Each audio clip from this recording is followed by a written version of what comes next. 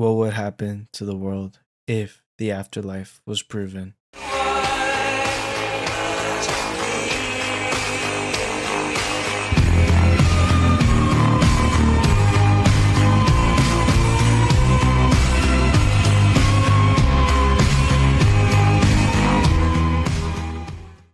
Before we get into this video, I'd like to give a quick shout out to our sponsor, me.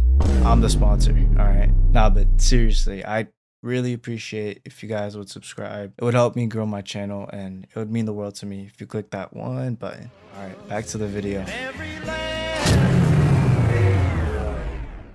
If science suddenly dropped undeniable proof of an afterlife, people would absolutely lose their minds and start denying it. The psychological shock would be way too much for our brains to process. We spent thousands of years assuming we only get this one physical life, or that the next one is just a matter of blind faith, you know? Proving the afterlife as a concrete scientific fact would shatter our basic understanding of reality. And here's the scary part. The size of the religion that gets proven is going to dictate how bad the chaos gets. If some tiny random religion's afterlife gets proven, billions of people in the big religions are gonna have an absolute meltdown. They'll claim that science is fake, rigged, or there's some crazy government conspiracy going on. But even if a massive religion like Christianity or Islam gets validated, the immediate power shift would be terrifying. Even scientists would start fighting. To get the world to actually believe this, the proof would have to be incredibly strong. And math nerds actually have a formula for this called Bayes' theorem. Normally, scientists use this formula to say the odds of an afterlife are super low because we don't have repeatable controlled evidence. But what if they actually got it? Like the AWARE studies led by Dr. Sam Parnia. They put hidden pictures on high shelves in emergency rooms that you could only see from the ceiling. So when cardiac arrest patients flatlined, some came back and literally described exactly what the doctors were doing, even though their brains had zero electrical activity. If that gets proven with 100% accuracy, the old scientific view dies. But some scientists would still try to deny it. They'd call it the dying moment dream hypothesis. They basically claim that as your brain runs out of oxygen, it glitches out and creates this crazy final dream based on your own memories and whatever you believe. Because time stretches when your brain is suffocating, and those few seconds of dying feel like an eternity. So you think you just went to heaven and like relived everything, but you just had a massive trip right before your brain shut off forever.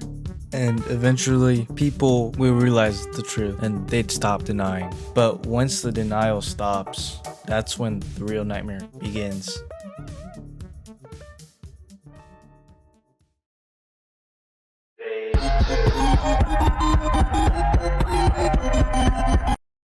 Once people realize that they're eternal, global capitalism literally falls apart overnight. Think about it. Our entire money system is built on the fact that we're gonna die, right? We work, save, and invest because we have limited time and we don't want to retire before our bodies fall apart. If death is just a normal phase, nobody is going to care about longevity capitalism. That's just a fancy word for companies making billions of dollars off of our absolute terror of getting old and dying. The second the afterlife is proven, the entire elderly care industry, retirement homes, walker companies, and senior medicine would completely bust. And the banks too? Oh, they'd be f***ed. Usually death is like the ultimate bankruptcy court. You die, your debts are wiped, and you get a clean slate.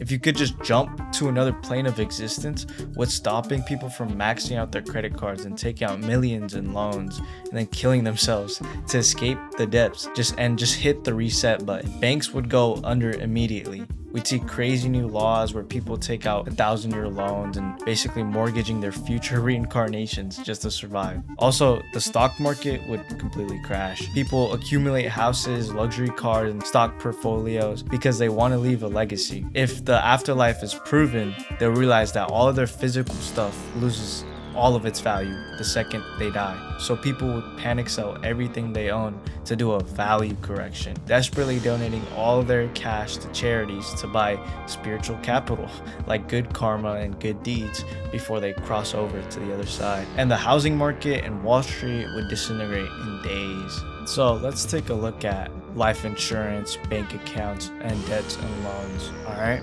So basically, life insurance, right now, it normally pays you cash to your family when you die. But life insurance after afterlife is proven, I think companies would refuse to pay, saying you weren't actually dead, just relocated, and some conflict would go on there.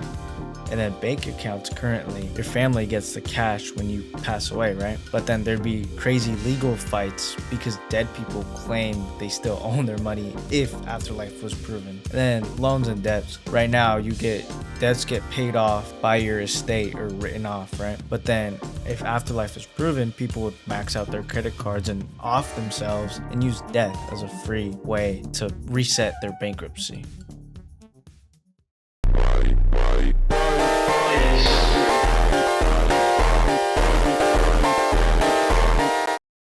Now, let's talk about the absolute bloodbath that would happen globally. History shows that when countries fight over land or money, they could eventually make a deal and stop fighting, But once war becomes a holy struggle for divine truth, compromise is literally seen as betraying your God. If one specific religion's afterlife is proven, the countries that follow that religion would suddenly hold insane, scary power over everyone else. Let's say Christianity is proven 100% right. Christian majority countries would think they are God's chosen army on earth. This triggers eschatological entanglement. That's a super fancy term for when politicians and military leaders stop trying to maintain peace and instead start doing things to actively trigger the apocalypse to make biblical prophecy come true. They literally want to end the world because they know that they're going to a better place anyways. And this is a really scary idea, right? We've already seen hints of this. Watchdog groups have reported that US military commanders have literally framed tactical missions in Christian nationalist terms, telling soldiers their fights are a part of God's divine plan. High-ranking leaders in the US Secretary of Defense have written books like American Crusade and literally have Crusader tattoos like Deus Vult, which means God wills it. Once the afterlife is confirmed, this Crusader mentality would trigger endless global wars. The US might get dragged directly into the 1400-year Sunni Shia conflict in the Middle East. This religious split has been bloody ever since the Battle of Karbala in 680 CE. If Western countries launch a literal holy crusade, it would unite historically divided Muslim factions. Local fights would turn into a massive civilization war where everyone is trying to kill each other to secure their spot in the next life. It would be like the East-West Schism of 1054, which split the Christian church, brought down early globalization, and unleashed the Crusades. A century of pure slaughter where armies destroyed entire cities in the name of God. Peaceful coexistence would be dead, because why negotiate when you could just launch a holy war to secure your eternal glory?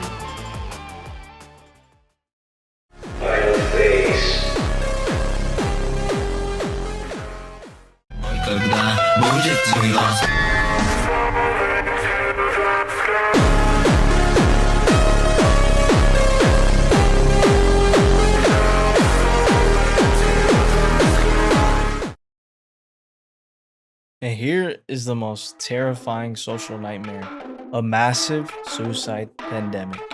This was explored in a sci-fi movie called The Discovery. In the movie, a scientist proves the afterlife is real, and over 4 million people commit suicide in just 2 years just to get there, If you're depressed, lonely, or having a bad day, ending your life seems like totally logical, easy escape. The movie shows how public spaces get digital suicide counters and signs begging people to stay alive. But the twist in the movie is even darker. The afterlife is actually a loop where you repeat your current life to fix your worst mistakes. But because people don't know that, they just keep ending their lives and getting stuck in a cycle of regret. In our world, if this happened, murder would suddenly seem way less bad. Killers would stand in court and say, "Look, I didn't actually kill him. I just broke his physical body. His soul is doing great on the other side." To keep everyone from killing themselves, governments would have to turn into a dystopian nightmare. Like, we're talking regimes that force sterilizations and putting immortality clauses in work contracts so you aren't legally allowed to die. Actual science on near-death experiences, NDEs, shows that people who survive suicide attempts have an NDE actually stop trying to kill themselves because they find deeper meaning in life. But if the general public just gets told, hey, the afterlife is 100% real, without experiencing that deep spiritual change, millions of people would still choose to exit early. But what if the afterlife we discover isn't heaven or hell? What if it's reincarnation?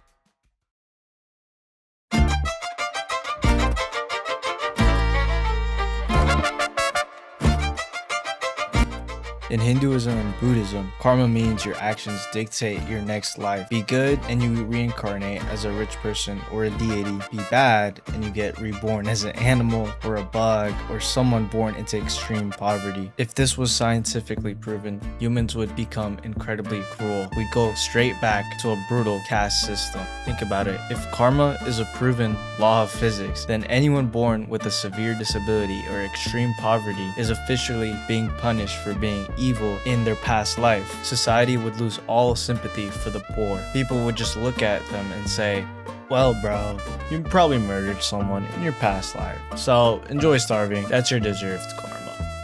Plus, the meat industry would collapse immediately. If humans can reincarnate as animals, slaughtering cow is literally murder. We'd all have to become vegetarian just to avoid the horrifying risk of accidentally eating our dead relatives.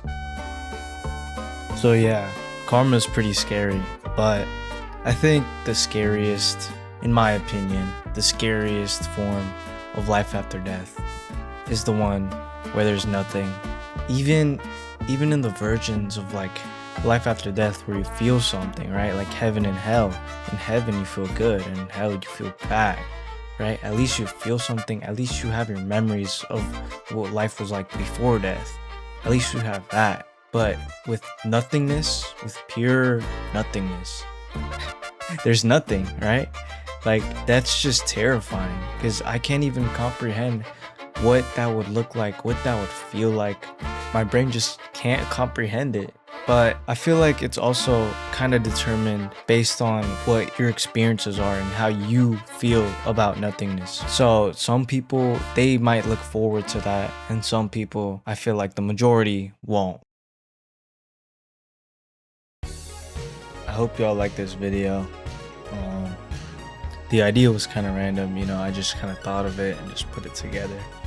So yeah, I plan to do like more like this, you know, where I just have random ideas and make it into a video. But comment what else I should make and what type of content I should make, and you know, give me ideas and stuff. I'm a small YouTuber, very small. So if y'all could support me, that'd mean a lot.